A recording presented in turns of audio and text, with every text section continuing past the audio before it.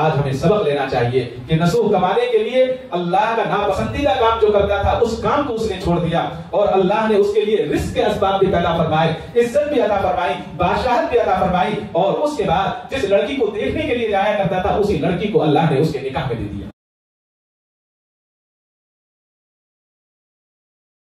السلام علیکم ورحمۃ اللہ وبرکاتہ۔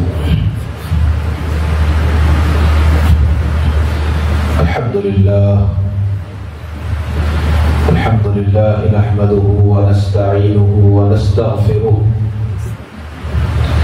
ونؤمن به ونتوكل عليه ونعوذ بالله من شرور أنفسنا ومن سيئات أعمالنا، من يهده الله فلا مضل له ومن يضلله فلا هادي له،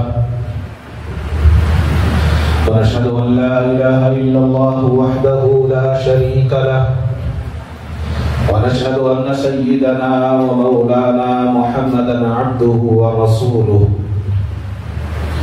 أما بعد، أعوذ بالله من الشيطان الرجيم، بسم الله الرحمن الرحيم، يا أيها الذين آمنوا توبوا إلى الله توبة نصوحا، صدق الله مولانا العظيم وصدق رسوله النبي الكريم وعلى آله وأصحابه أجمعين والحمد لله رب العالمين۔ محترم حضرات، انسان کی زندگی کی کامیابی صرف اللہ تعالی کی رضا میں ہے، اور اللہ تعالی کی رضا کے لیے ضروری ہے کہ اللہ سے ڈرتا رہے۔ جب اللہ سے ڈرتا رہے گا تو پھر گناہوں سے بچنے کی توفیق ہوگی، نیک اعمال کرنے کی چاہت پیدا ہو جائے گی۔ اسی لیے اللہ کے نبی صلی اللہ علیہ وسلم فرمایا کرتے تھے کہ کم سے کم ایک دن میں 70 مرتبہ موت کو یاد کیا جائے۔ جب انسان موت کو یاد کرتا ہے تو پھر وہ استغفار کرتا ہے، اپنے گناہوں سے توبہ کرتا ہے، اور اگر موت کو یاد نہیں کرتا، دنیا کی لذتوں میں محظوظ رہتا ہے اور منہمک رہتا ہے، تو پھر اسے توبہ کی توفیق حاصل نہیں ہوتی۔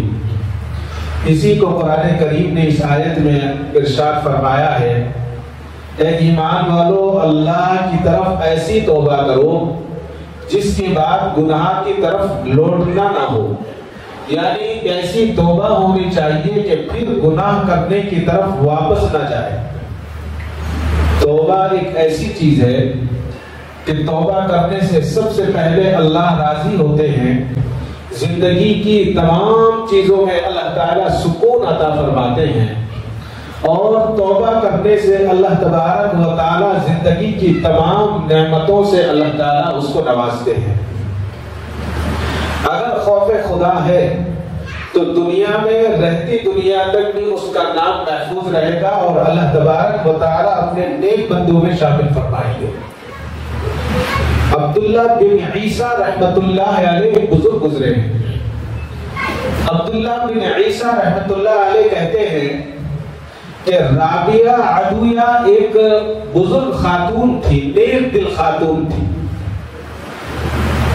عبداللہ بن عیسیٰ ان کے گھر جایا کرتے تھے، تو فرماتے ہیں کہ ایک دن میں عبداللہ بن عیسیٰ رابعہ عدویہ کے گھر گیا، اور آپ کو دیکھا کہ آپ کا چہرہ اتنا پرنور چہرہ تھا کہ دیکھنے کے بعد دل یہ چاہتا تھا کہ اس کو دیکھتا رہے۔ آج بھی ہم لوگ دیکھتے ہیں جو نمازی ہوتے ہیں، جو دیندار ہوتے ہیں، جو نیک لوگ ہوتے ہیں، ان کے چہرے پر ایک عجیب کشش ہوتی ہے، ان کے چہرہ دیکھنے کو دل چاہتا ہے، دل یہ چاہتا ہے کہ ان کا چہرہ دیکھتا رہے۔ اس چہرے میں ایک عجیب اللہ تعالیٰ نے کشش رکھی ہے۔ تو عبداللہ بن عیسیٰ کہتے ہیں کہ یہ عورت رونے والی عورت تھی، ہر وقت اللہ تبارک و تعالیٰ کے خوف سے رویا کرتی تھی۔ جب دیکھو اللہ تبارک و تعالیٰ کو یاد کرتی، تسبیح پڑھتی، ذکر کرتی، درود پڑھتی اور روتی تھی۔ ایک دن ایک آدمی نے ان کے سامنے جہنم کی آیت کا ذکر کر دیا اور جہنم کی آیت انہوں نے کچھ پڑھ دی۔ جب جہنم کی آیت پڑھی تو وہ چیخ ماری اور چیخ مارنے کے بعد وہ زمین پر گر گئی۔ اس کے بعد ان کو اٹھایا اور اٹھا کر چٹائی کے ٹکڑے پر ان کو بٹھایا گیا، اور بٹھانے کے بعد ان سے کہا کہ کیا ہوا؟ وہ کہتی تھی کہ تم نے یہ قرآن کی آیت نہیں سنی، اور پھر چیخ ماری اور پھر رونے لگی۔ عبداللہ بن عیسیٰ کہتے ہیں کہ ان کی چیخ کو سن کر میں وہاں رہ نہیں سکا، ان کے گھر سے نکل آیا، ڈر گیا۔ اللہ کا اتنا بڑا خوف۔ آج لوگ یہ سمجھتے ہیں کہ صرف مردوں کو مسجد میں جانا ہے، نماز پڑھنی ہے، سارے دین کے کام مردوں کو کرنے ہیں، عورتوں کے لیے نہیں۔ ایسا نہیں، عورتوں کی مسجد عورتوں کا گھر ہے، گھر میں جو عبادات ہمیں جو نمازیں پڑھنی ہیں ان کے لیے بھی نمازیں ہیں، ان کے لیے بھی عبادات ہیں۔ اور صرف اسلام کو طاقت مردوں سے نہیں ملی، بلکہ جتنی طاقت عورتوں سے ملی اتنی ہی مردوں سے ملی۔ اگر عورتوں کی طرف ہم چلیں، سب سے پہلے اسلام لانے والی قوم وہ بھی ایک خاتون ہے، حضرت اماں خدیجۃ الکبریٰ رضی اللہ تعالیٰ عنہ سب سے پہلے اسلام لانے والی خاتون۔ اسلام پر شہید ہونے والی قوم، سب سے پہلے شہید ہونے والی اسلام میں حضرت سمیہ رضی اللہ تعالیٰ عنہ۔ اگر اس تاریخ پر ہم چلیں گے تو بہت بڑی تاریخ ہے۔ خواتین نے ساری امت کو، ساری دنیا کو یہ بتایا ہے کہ اسلام پر چلنا کوئی مشکل کام نہیں، بہت آسان ہے۔ بس یہ ہے کہ تربیت اچھی ہو۔ جب وہ خود کی تربیت اچھی ہوگی تو وہ آنے والی نسل یعنی اپنے بچوں کی تربیت اچھی کرے گی، دینی ماحول میں ان کو رکھے گی۔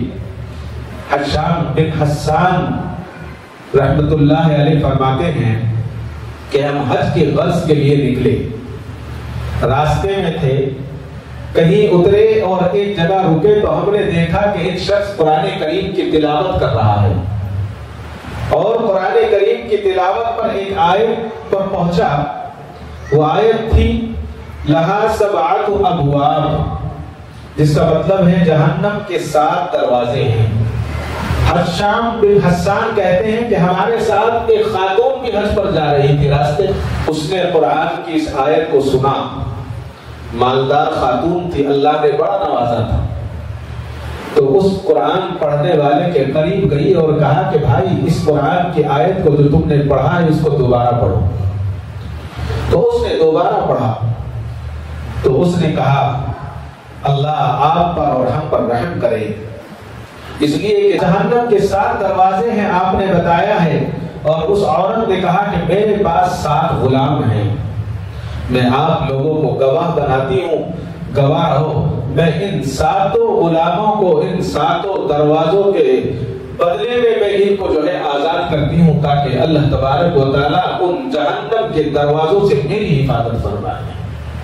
ایک غلام خریدنا بڑا مشکل تھا، بہت مہنگا آیا کرتا تھا جی، پوری زندگی کو اس کی خرید لیا جاتا تھا اور اس کا نوکر رہتا تھا پوری زندگی، جو چاہے کام کرواؤ۔ لیکن دوزخ کا ڈر ایسا ڈر تھا کہ اس نے کہا کہ میں ان 7 غلاموں کو ان جہنم کے دروازوں کے بدلے صدقہ کر دیتی ہوں، میں ان کو آزاد کر دیتی ہوں۔ اللہ اکبر۔ خواتین کا ایمان کوئی معمولی ایمان نہیں ہوتا ہے۔ اگر ایک خاتون ایمان پر جم جائے تو وہ کئی خاندانوں کو صحیح کرنے والی بن جاتی ہے اور کئی خاندانوں کی تربیت دینے والی ہو جاتی ہے۔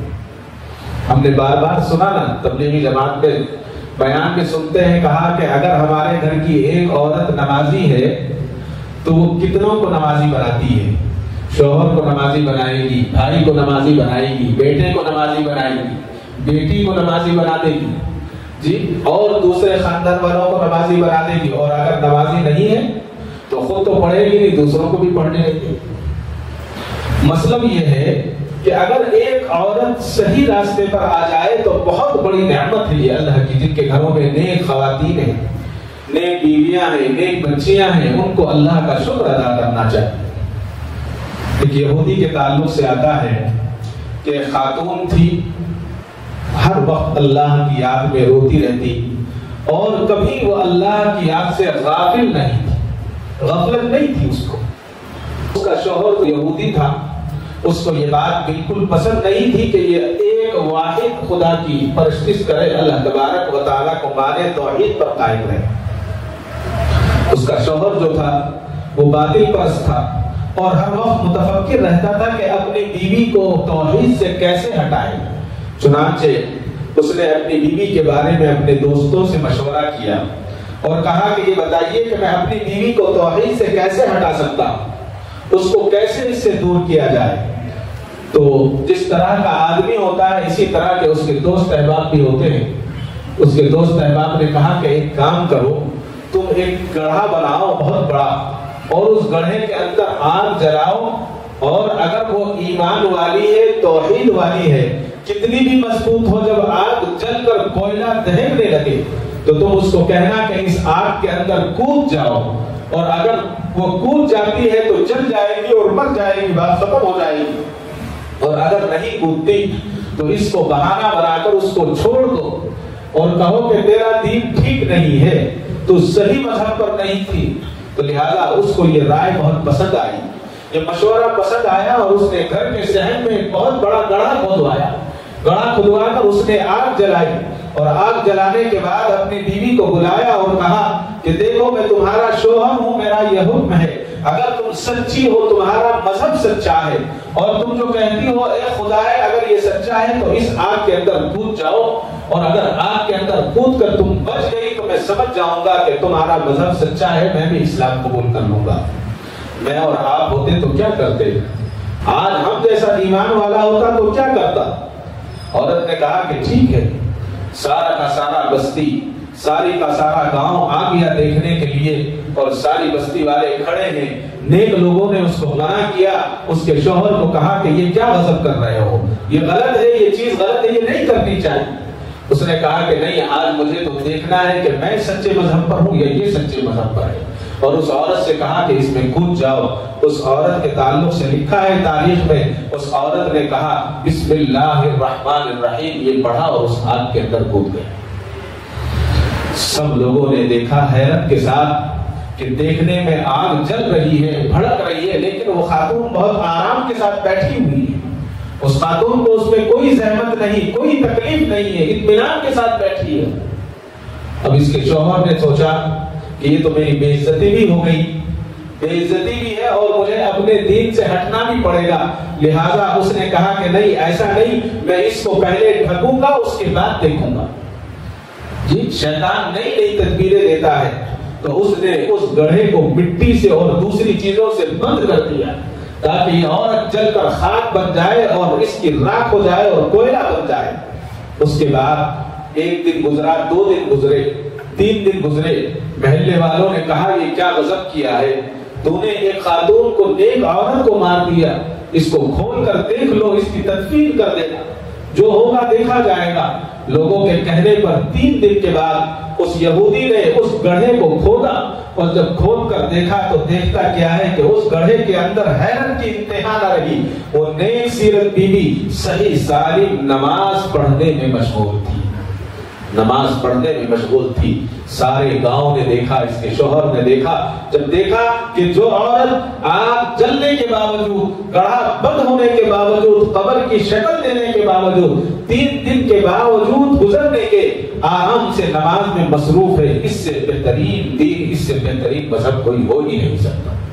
جو آدمی مذہب سے ہٹانے کے لیے اپنی بیوی کو جس کام میں لگا تھا، جو شخص مذہب سے دور کرنے کے لیے اس کام میں لگا تھا، اللہ نے اس کی آنکھیں کھول دی، اور کھولنے کے بعد اس نے کہا کہ اس کا بدن بھی صحیح سالم ہے، واقعی یہ سچا دین ہے، اس سے بہتر کوئی دین نہیں ہو سکتا۔ اور جتنے وہاں بے دین لوگ تھے، یہودی تھے، سب کے سب ایمان میں داخل ہو گئے۔ معلوم یہ ہوا کہ جب اللہ سے مانگا جاتا ہے اور اللہ سے طلب کیا جاتا ہے تو اللہ تبارک و تعالیٰ دنیا کی ساری پریشانیاں آسان کر دیتے ہیں۔ آج میں بھی ہوں اور آپ بھی ہیں، ہم اگر پریشان ہیں تو صرف رزق کی تلاش میں پریشان ہیں۔ میں اور آپ پریشان ہیں تو صرف ہم اس لیے پریشان ہیں کہ ہمیں عزت مل جائے اور ذلت سے ہم بچے رہیں. ہم اس لیے پریشان ہیں کہ آرام کی زندگی ہمیں ملے. اگر آرام کی زندگی ہمیں چاہیے, ہمیں رزق چاہیے اور عزت چاہیے, تو اللہ کے سامنے توبہ کرنی ہوگی اور اللہ سے مانگنا ہوگا اور اللہ تبارک و تعالیٰ سے طلب کرنا ہوگا. اس وقت ملے گا, ورنہ نہیں مل پائے گا. آج صرف مردوں کا کام نہیں ہے کہ مسجدوں میں بیٹھ کر تسبیح پڑھیں, بلکہ ہماری خواتین کے لیے بھی ضروری ہے کہ وہ اپنے گھروں کو آباد کریں, اپنے گھروں میں دین کے ماحول کو پیدا کریں. اگر گھر میں دین کا ماحول ہوگا تو پھر کھانے میں بھی برکت ہوگی اور کمائی میں بھی برکت ہوگی. حضرت خنسہ بنت خدام رحمہ اللہ تعالی عنہ ایک خاتون گزری ہیں, یمن کی خاتون تھی. ایسی خاتون تھی کہ خنسہ بنت خدام کے تعلق سے آتا ہے کہ 40 سال تک متواتر روزے رکھتی رہی. صرف عید کا دن ایسا آتا تھا کہ جس میں وہ روزہ نہیں رکھا کرتی تھی. 40 سال تک انہوں نے روزہ رکھا, جس کی وجہ سے ہڈی اور چمڑا ایک ہو گیا تھا, جسم پر گوشت نہیں تھا. ان کا روزہ میرے اور آپ کے روزے کی طرح نہیں ہوتا تھا کہ ہم لوگ تو شام میں اتنا لوڈ کرتے ہیں کہ سحری تک کیا دوسرے دن افطاری تک کی بھی ہمیں ضرورت نہیں رہتی. وہ لوگ روزے کو روزہ سمجھ کر رکھا کرتے تھے. اور حضرت خنسہ کے تعلق سے آتا ہے کہ اللہ کی یاد میں اتنی روتی تھی کہ دونوں آنکھوں کی روشنی ان کی جاتی رہی. حضرت امام طاووس اور امام وہب رحمت اللہ علیہ بھی ان کی تعظیم کیا کرتے تھے. جب رات آتی اور ہر طرف سناٹا چھا جاتا تو ان کے غم میں ڈوبی ہوئی آواز بلند ہوتی تھی اور کہا کرتی تھی کہ اے رب العالمین, کب تک آپ مجھے اس دنیا میں قید خانے میں رکھیں گے؟ آپ مجھے اپنے پاس بلا لیجئے تاکہ میں آپ کے پاس آ کر آپ کے انعامات کا اپنی آنکھوں سے جائزہ لے سکوں اور اس کو دیکھ سکوں. آپ نے جو انعامات کا اعلان کیا ہے ان انعامات کو میں دیکھوں. اور یہ کہہ کر ان پر ایک جو ہے گریہ تاری ہو جاتا, رونا شروع کر دیتی اور فرماتے ہیں کہ ایسا روتی کہ اڑوس پڑوس کے لوگ بھی اس کو سنا کرتے تھے, ان کے بھی رونگٹے کھڑے ہو جایا کرتے تھے. یہ تھے اصل توبہ کرنے والے. جو قرآن کی میں نے آیت پڑھی ہے یہی اصل توبہ ہے کہ ایسی توبہ کہ پھر گناہ کی طرف لوٹنے کی ہمت نہ, گناہ کی طرف انسان نہ لوٹے, اس کو اصل توبہ کہتے ہیں. اور ہم نے علماء کرام سے بار بار سنا ہے کہ ایسی توبہ ہونی چاہیے جیسی نصوح کی توبہ ہو. نصوح کا نام ہم نے بار بار سنا, نصوح کی توبہ. یہ نصوح کی توبہ کیا ہے؟ بڑا دلچسپ واقعہ ہے. نصوح جو ہے ایک شخص تھا, بہت سارے 1000 میں 1-2 بچے ایسا پیدا ہوتے ہیں جو بدن کے اعتبار سے, دیکھنے کے اعتبار سے وہ لڑکی لگتے ہیں اور ان کی عادات بھی لڑکیوں والی ہوتی ہیں, لیکن ہوتے مرد ہیں. نہ وہ مخنث ہوتے, نہ وہ عورت ہوتی, مرد ہوتے ہیں لیکن ان کی عادات, ان کے چلنے کا انداز, ان کی زبان, ان کی آواز, ساری کی ساری چیزیں عورتوں جیسی ہوتی ہیں. تو نصوح کے تعلق سے آتا ہے کہ نصوح ایسا ہی ایک شخص تھا کہ دیکھنے میں بالکل ایک خاتون لگتا تھا, بڑا خوبصورت. اس کے چہرے پر کوئی بال نہیں تھا, نہ مونچھ تھی نہ داڑھی تھی, بدن بھی اس کا خواتین کی طرح تھا مرد, آواز بھی اس کی عورتوں کی طرح تھی. تو نصوح نے کسی کو یہ نہیں بتایا تھا کہ میں مرد ہوں, میں عورت نہیں. تو اس نے یہ سوچا کہ ہر زمانے میں لوگوں کی ایک کوشش یہ ہوتی ہے کہ کام ایسا کیا جائے جو آرام کا بھی ہو, پیسہ بھی زیادہ ملے. تو نصوح نے یہ سوچا اس زمانے میں کہ کوئی کام ایسا کرنا چاہیے جس سے میں فائدہ بھی حاصل کروں اور محنت بھی نہ کرنی پڑے. تو اس کے ذہن میں ایک کام آیا. اس زمانے میں بھی حمام ہوا کرتے تھے, آج بھی حمام ہے, ترکش حمام کے نام سے ہمارے کرناٹک بنگلور میں بہت زیادہ ہے. تو وہاں پر جو ہے مساج کیا جاتا تھا, عورتوں کا مساج. عورتوں کا مساج الگ ہوتا تھا, مردوں کا الگ ہوتا تھا حمام. تو نصوح نے یہ کیا کہ حمام میں جا کر عورتوں کا مساج کرنے لگا. عورت بن کر جاتا اور عورتوں کا مساج کرتا اور اچھے پیسے کماتا وہاں سے. اس کے بعد ایک دن کسی نے بادشاہ کے یہاں یہ اطلاع دی کہ ایک عورت ہے نصوح نام کی, اور وہ عورت بہت اچھا مساج کرتی ہے, بہت اچھی طرح نہلانا جانتی ہے, اس سے مساج کرایا جائے. تو بادشاہ کی بیٹی جو شہزادی تھی اس نے کہا کہ نسوح کو بلا کر لائیں اور وہ مجھے نہلائے گا، کمر مسلے گا اور بیل اتارے گا۔ لہذا نسوح کو اطلاع دی گئی اور نسوح کو بلایا گیا کہ شہزادی کو نہلانا ہے، اس کی کمر کو مسلنا ہے۔ نسوح بادشاہ کے حمام میں گئے اور جانے کے بعد شہزادی کے بدن کو اپنے ہاتھوں سے ملا اور نہلایا۔ ایک طرف پیسہ بھی حاصل کرتا تھا، دوسری طرف شیطانی لذت بھی اس کو حاصل ہوتی تھی۔ روزانہ کا معمول ہو گیا کہ بادشاہ کے یہاں جانا اور خواتین کو نہلانا، لیکن جب گھر آتا تو ایمان جو تھا اندر وہ پریشان کرتا تھا کہ تو جو کام کر رہا ہے یہ غلط کام ہے، یہ کام نہیں کرنا چاہیے۔ تو لہذا پھر توبہ کرتا کہ اے اللہ اب میں یہ کام نہیں کروں گا، اور پھر دوسرا دن ہوتا تو پھر واپس اسی کام پہ لگ جاتا۔ ہوتے ہوتے اللہ کو ایک دن اس کی توبہ پسند آئی اور اللہ تعالیٰ نے اس کی توبہ کو قبول کرنے کا وقت لیا ہے۔ پانی نہلانے کے لیے جب گیا تو شہزادی نے شور مچایا اور آواز لگائی کہ دیکھو میرا ایک بہت قیمتی ہیرا تھا، نگ تھا، وہ ہیرا کھو گیا ہے، لہذا حمام میں جتنی خواتین یہاں پر کام کرتی ہیں رہتی ہیں تمام کو لایا جائے اور تمام کے کپڑوں کو اتار کر ان کی تلاشی لی جائے، اس لیے کہ وہ ہیرا میرا کھویا ہوا ہے، کسی نے چھپا لیا ہوگا، اس ہیرے کو تلاش کرنا ہے۔ جیسے ہی نسوح کے کان میں یہ آواز آئی اس کی زمین کھسک گئی، سمجھ گیا کہ آج تو پکڑا جائے گا، آج تو بچنے والا نہیں ہے، اس لیے کہ جب تیرے کپڑے اتارے جائیں گے اور تلاشی لی جائے گی تو سارا محل دیکھے گا کہ تو عورت نہیں تو مرد ہے۔ اب بڑا پریشان تو نسوح وہاں سے بھاگا اور بھاگ کر ایک کونے میں جا کر چھپ گیا اور اللہ کے سامنے سجدہ ریز ہو گیا، اور سجدے میں گر کر اللہ کے سامنے اس نے گڑ گڑا کر دعا کی، اے اللہ آج میں تجھ سے سچی توبہ کرتا ہوں، آج میں ایسی توبہ کرتا ہوں کہ آج کے بعد میں کبھی گناہ نہیں کروں گا، آج کے بعد میں کبھی حمام میں جا کر کسی عورت کو نہیں نہلاؤں گا، لہذا آج آپ مجھے بچا لیجیے۔ اب سچی توبہ تھی، اللہ کے سامنے گڑ گڑائے، گڑ گڑانے کے بعد لوگوں نے کہا کہ نسوح کو بلاؤ، نسوح کی بھی تلاشی لینی ہے، اس لیے کہ نسوح بھی یہاں موجود تھی۔ اب جب نسوح کو آواز دی جا رہی ہے، یہ سجدے میں گرا ہوا اللہ سے دعا کر رہا ہے، اتنے میں شہزادی نے آواز لگائی کہ نہیں، نسوح کو بلانے کی ضرورت نہیں ہے، ہیرا مل گیا ہے، ہیرا مل گیا ہے، اب نسوح کو بلانے کی ضرورت نہیں ہے۔ نسوح وہاں سے خاموش بھاگ گیا، بھاگنے کے بعد اپنے گھر میں پناہ لی۔ دوسرا دن آیا تو شہزادی نے پھر اطلاع دی کہ جاؤ نسوح کو کہو کہ آئے اور آ کر مجھے نہلائے۔ تو نسوح نے کہا کہ نہیں، میرے ہاتھ میں درد ہے، آج میں پانی نہلانے نہیں آ سکتی، منع کر دیا۔ اور پھر نسوح نے سوچا کہ اگر میں یہاں رہا تو یہاں رہنے پر پھر مجھے بلایا جائے گا اور پھر جب راز کھلے گا تو بادشاہ مجھے مار دے گے، لہذا اس گاؤں سے کہیں دور جا کر رہنا چاہیے۔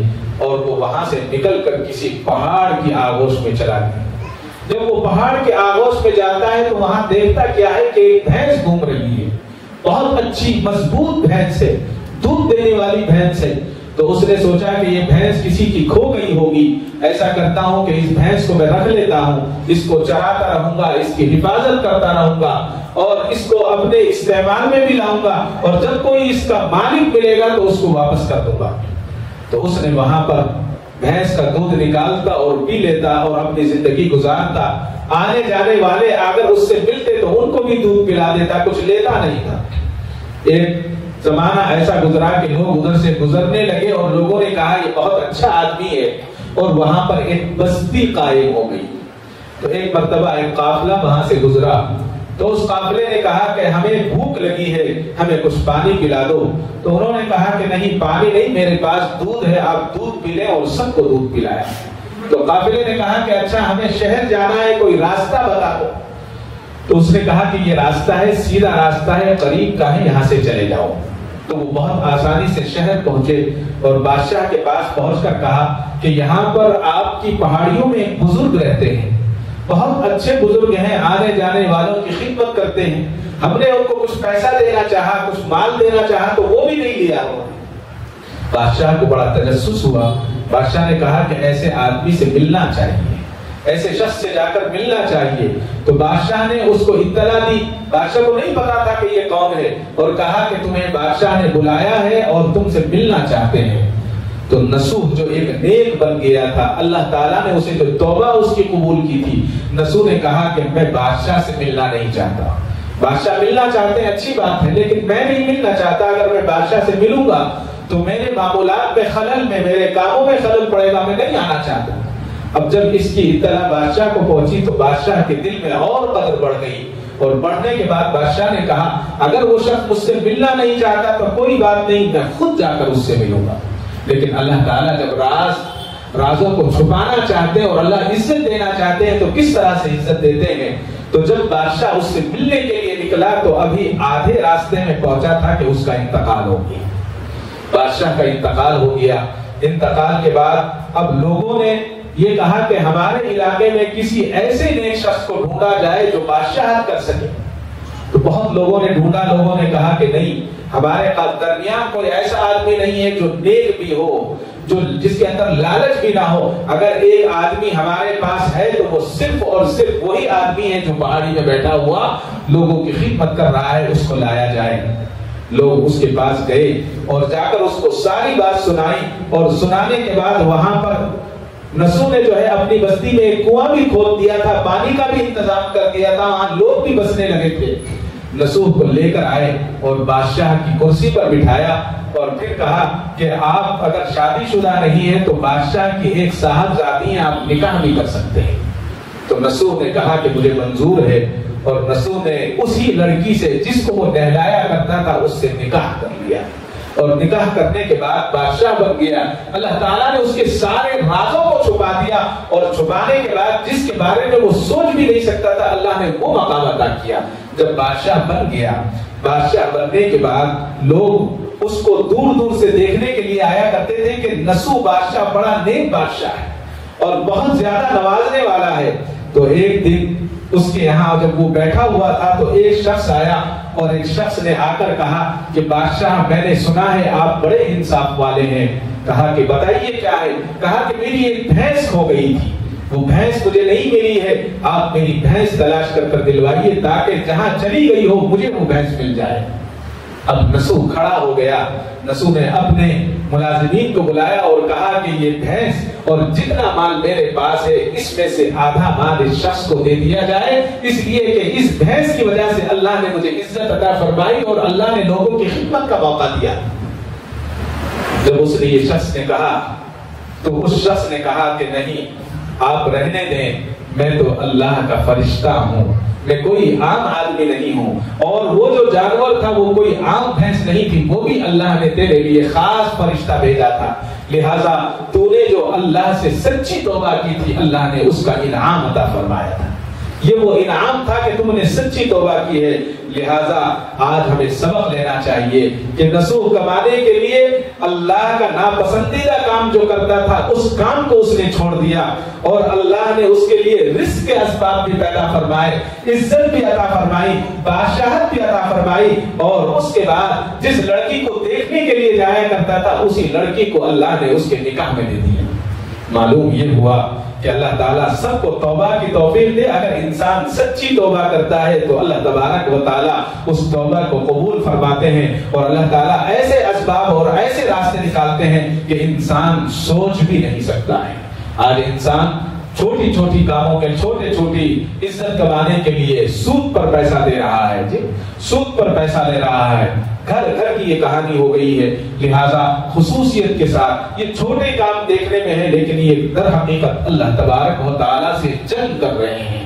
اور جب اللہ سے ہم جنگ کریں گے تو بتائیے ہم کب کامیاب ہو سکتے ہیں. دعا فرمائے اللہ تعالیٰ مجھے اور آپ کو ان تمام برائیوں سے محفوظ فرمائے. اللہ تعالیٰ اپنی رضا عطا فرمائے اور ہمیں سچی توبہ کی توفیق عطا فرمائے. وآخر دعوانا الحمدللہ رب العالمین.